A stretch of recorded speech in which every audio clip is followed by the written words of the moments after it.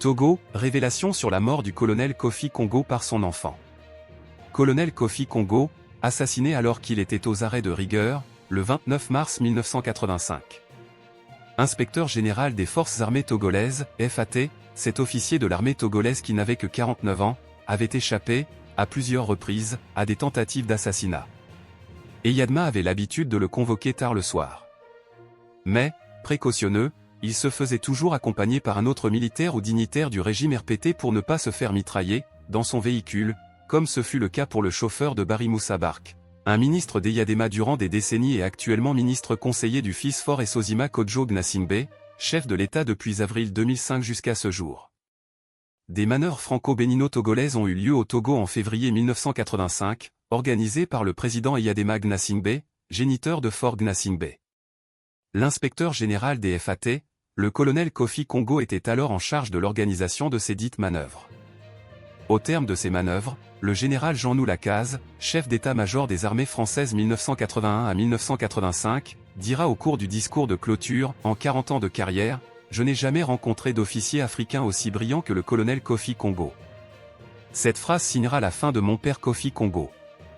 Lors de l'arrivée des délégations françaises et béninoises, il s'est produit un malheureux incident. L'avion de la délégation française avait pris du retard en provenance de Paris. Au même moment, la délégation béninoise arrivait par la route en provenance de Cotonou.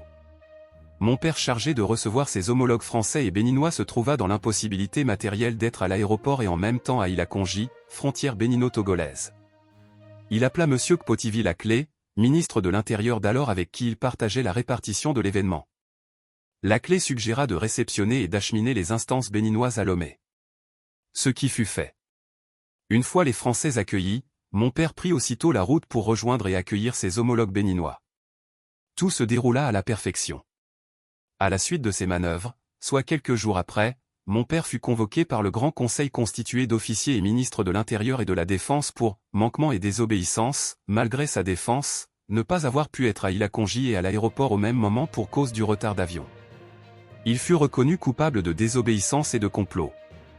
Arrêté puis mis aux arrêts à son domicile au camp hérité, gardé par la sombre garde prétorienne, toujours la même qui s'est occupée du commandant Paul Conlan, pour une durée de 40 jours.